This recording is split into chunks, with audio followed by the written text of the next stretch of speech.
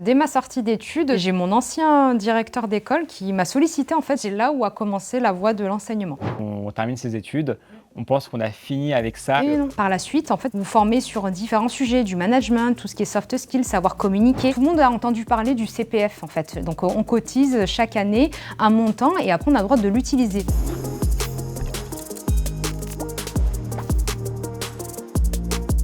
Bonjour Sophia, merci d'être avec nous aujourd'hui. L'objectif de cette vidéo est d'explorer pourquoi il est essentiel de continuer ses formations après ses études. Aujourd'hui, tu travailles chez Adeos, tu es responsable pédagogique et tu gères aussi la R&D. Tout à fait. Et on va commencer d'abord par ton parcours. Tu as fait un master en Community Manager. Alors, les noms, c'est très précis. Ouais. C'est Master Manager Marketing et Communication intégrée, option digitale. Donc oui, j'ai commencé ma carrière sur une voie marketing et communication.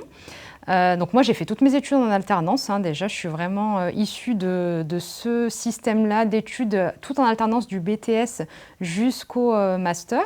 Donc j'étais spécialisée en marketing agroalimentaire, donc des marques comme Entremont, Candia, Saint-Jean, les ravioles, c'est un produit plus local de la région Auvergne-Rhône-Alpes. Et donc à la sortie de mes études de mon master, donc j'étais tout de suite dans le secteur du marketing et de la communication. J'étais au poste de responsable marketing et communication. Et tu as enseigné du coup le community management et le marketing digital par la suite. C'est ça en fait. Dès ma sortie d'études, c'était de nouveaux modules et j'ai mon ancien directeur d'école qui m'a sollicité en fait pour me dire est-ce que voilà, je me sentais en fait de devenir formatrice, intervenante à l'époque, c'était juste intervenante. Et donc j'ai dit bon ok, on va se lancer. Et donc c'est là où a commencé la voie de l'enseignement. Et ensuite, tu as du coup rejoint Adeos Formation. Alors, d'abord, j'ai commencé avec Essema, donc avec Alexis Mironneau, avec qui on s'était contacté sur LinkedIn. Donc, j'ai commencé à enseigner au sein de l'Essema de Valence. Et après, on m'a proposé une mission. D'ailleurs, première mission, je me rappellerai toujours, c'était le Club Med. Donc, super structure, c'était vraiment très intéressant de former tous ces managers monde en plus via le biais d'Adeos. Et donc Essema Valence, Adeos sur la partie formation professionnelle. Et puis donc ça a commencé comme ça. Et après, l'idée, ça a été de se dire, bon, arrivé à un certain âge, un cap dont je ne dirai pas parce que les étudiants se posent toujours la question de mon âge, je me suis dit, bon, dans quoi vraiment je m'éclate? Est-ce que c'est être responsable marketing communication ou être formatrice pour les adultes ou pour les étudiants? Et donc, la réponse était vraiment auprès des étudiants et des adultes. Et si tu es là aujourd'hui, c'est pour parler du coup de pourquoi il est important de continuer ce format après ses études, parce que c'est vrai que moi je le vois aussi à mon âge, que le côté où on termine ses études, on pense qu'on a fini avec ça, qu'on rentre dans le monde du travail, on va finir toute notre vie au travail et que en fait c'est qu'un début en fait pour apprendre. Tout à fait. En fait, ça ne s'arrête jamais d'apprendre. Donc maintenant, je suis aussi responsable pédagogique au sein de la structure formation professionnelle. Donc je collabore avec Eva Moulin, qui est la directrice nationale de la partie formation professionnelle chez Collège de Paris. Et donc, nous, sur le volet R&D, avec Eva, on travaille sur ça, en fait, sur transmettre, que ce soit aux jeunes et aussi à des gens qui ont déjà quelques années de carrière, de leur dire il faut se former tout au long de sa vie. Et en fait, surtout vous, les jeunes, vous avez ou vous êtes en cours d'obtention de votre diplôme, mais demain, ça ne s'arrête pas là. En fait, on vous apprend les fondamentaux au niveau parcours universitaire, mais par la suite, en fait, vous vous formez. Vous vous formez sur différents sujets, du management, tout ce qui est soft skills, savoir communiquer, ou comme aujourd'hui, en fait, savoir communiquer lors d'une interview, lors d'un question-réponse. En fait, on a différentes thématiques sur lesquelles il faut continuer de se former tout au long de votre carrière. Et surtout, pour valoriser votre CV. Parce que oui, vous allez avoir un master, oui, ou une licence ou autre, mais en fait, ça, il y a beaucoup d'étudiants qui en ont, que ce soit au sein de Collège de Paris ou d'autres structures.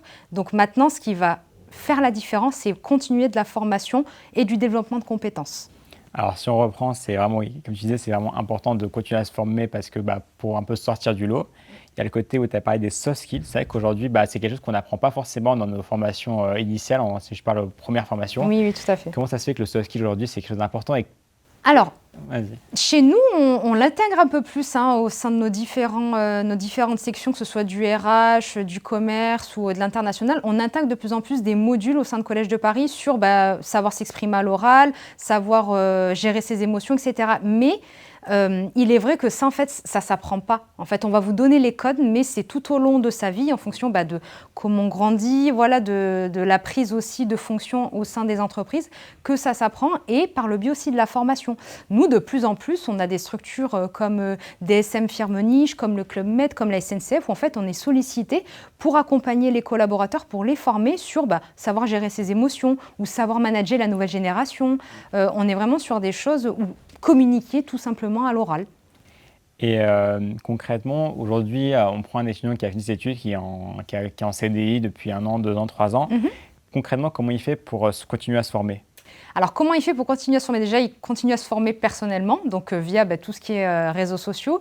Mais au-delà de ça, si il a, donc soit il est au sein d'un service RH et en fait il connaît le fonctionnement des plans de développement de compétences, ou soit en fait il peut aller solliciter donc le service RH, parce que on cotise. Tout le monde a entendu parler du CPF en fait. Donc on cotise chaque année un montant et après on a le droit de l'utiliser. Donc soit il peut utiliser son CPF au sein de son entreprise ou personnellement, ou soit on a une obligation en France de proposer de la formation aux salariés. Donc tout dépend de la structure, du secteur d'activité et aussi des plans de formation qui sont proposés. Mais tout collaborateur, tout salarié ou cadre ou autre statut a le droit de se former chaque année. Oui, ça c'est tous les deux. Après 2 ans de salariat, on a le droit. Après 2 ans, oui. Mais pour débuter, déjà, l'idée c'est de faire un point sur son CPF, de voir, parce que ce qui est important à savoir, c'est qu'en fait, ce CPF, il est vraiment nominatif, et s'il n'est pas utilisé, en fait, il n'est pas du tout utilisé, il part à la poubelle, comme on peut dire chez les jeunes, quoi.